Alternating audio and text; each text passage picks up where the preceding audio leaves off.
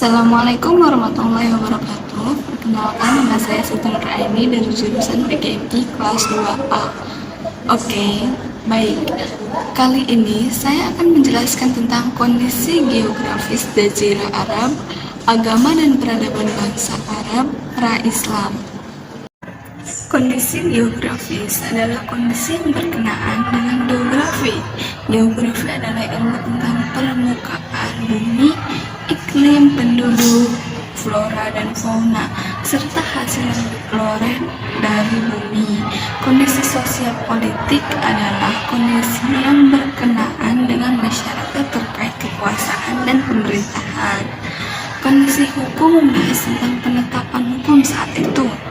Lebih jauh, kondisi hukum pada masa awal Islam di Mekah dan Madinah ini akan ditinjau dengan unsur-unsur sistem hukum, yaitu substansi hukum, budaya hukum, dan struktur hukum. Masa awal Islam yang dimaksud di sini adalah masa Islam baru muncul di tengah-tengah masyarakat. Saat ini Islam diturunkan kepada masyarakat Mekah dan Madinah untuk menjadi rahmatan lil alamin, rahmat bagi seluruh alam, tidak hanya bagi masyarakat di mana ia turun. Kondisi geografis Mekah dan Madinah. Batas tanah haram Mekah pertama kali diletakkan oleh Nabi Ibrahim alaihissalam. Malaikat Jibril alaihissalam yang memperlihatkan kepadanya tapal batas itu tidak pernah diperbaharui hingga pada masa Rasulullah Shallallahu Alaihi Wasallam. Pada saat penaklukan kota Mekah, Rasulullah Shallallahu Alaihi Wasallam mengutus Tamim bin Asad al-Khuzai untuk memperbaharui batas tersebut. Batas tersebut tidak diganggu-gugat hingga pada masa Khalifah Umar bin Khattab mengutus orang-orang Quraisy untuk memperbaharui tapal batas tersebut. Perbatasan kota Mekah dapat digambarkan sebagai berikut. Pertama, sebelah barat jalan Jeddah sampai Mekah di Ais Sumaisi, Hudaybiyah 22 km dari Ka'bah.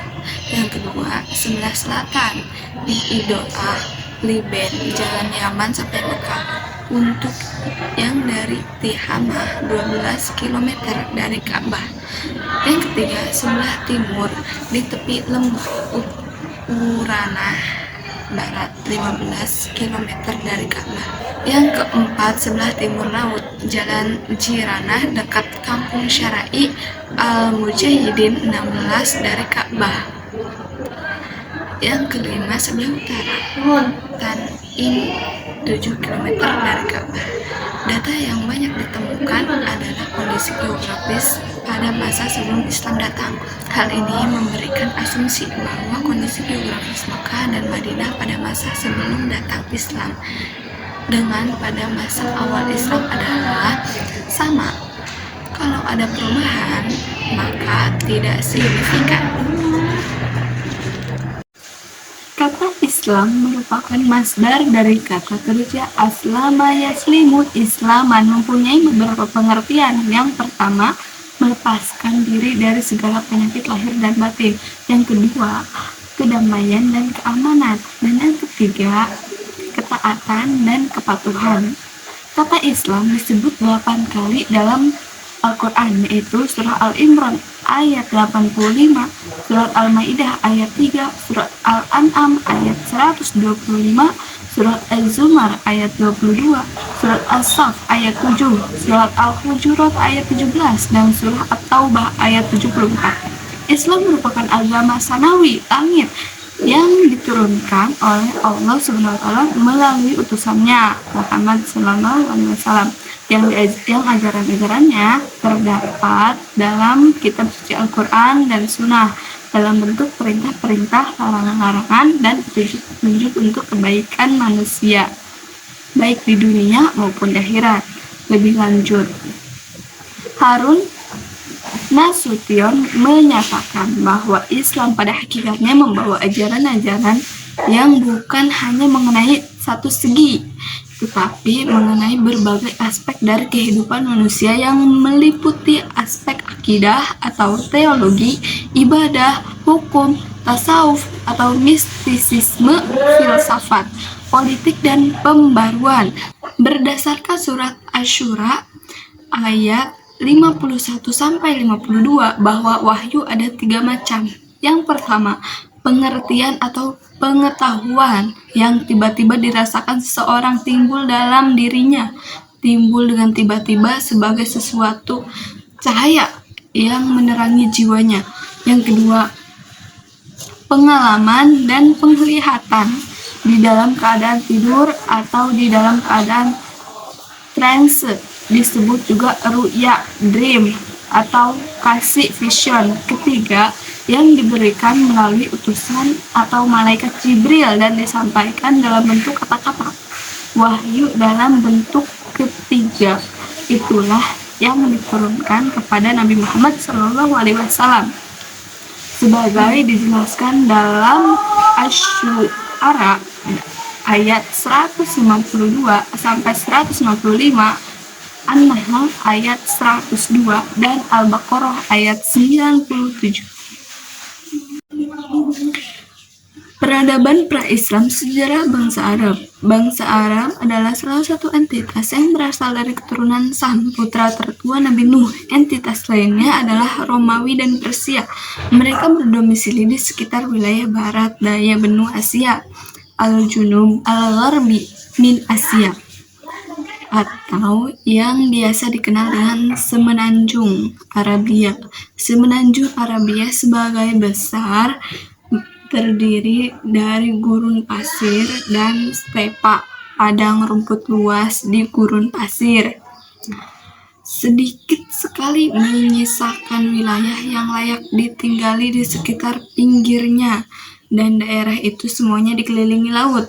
Ketika jumlah penduduk kian bertambah, mereka harus mencari lahan baru guna dijadikan tempat tinggal.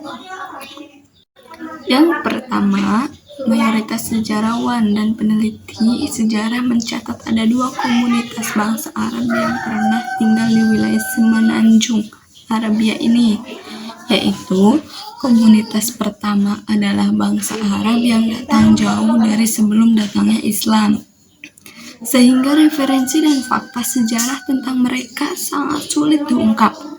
Hal ini cukup beralasan, mengingat jauhnya rentang waktu serta tidak ditemukannya indikasi eksistensi mereka dalam panggung sejarah kehidupan manusia. Sejarah mereka hanya dapat diketahui dari keterangan kitab-kitab samawi, terutama Al-Quran, Injil, Taurat, dan syair-syair jahiliyah. Bangsa ini selanjutnya dikenal dengan istilah Baidah. Arab Baidah adalah orang Arab yang kini tidak ada lagi dan musnah. Di antaranya adalah Ad, Samud, Sad, Jadis, Ashab, Ar-Ras, dan penduduk Madian. Komunitas kedua adalah bangsa Bakiyah yang masih ada, terdiri dari 2 suku besar, yaitu Adnaniyin dan Qahtaniyin. Kabilah Adnaniyin berasal dari keturunan Ismail bin Ibrahim alaihissalam. Dinamakan Adnaniyin karena nenek moyang dari kabilah ini bernama Adnan, yaitu salah satu keturunan Nabi Ismail. Suku kedua dari bangsa Bakiyah adalah kabilah Kahtan.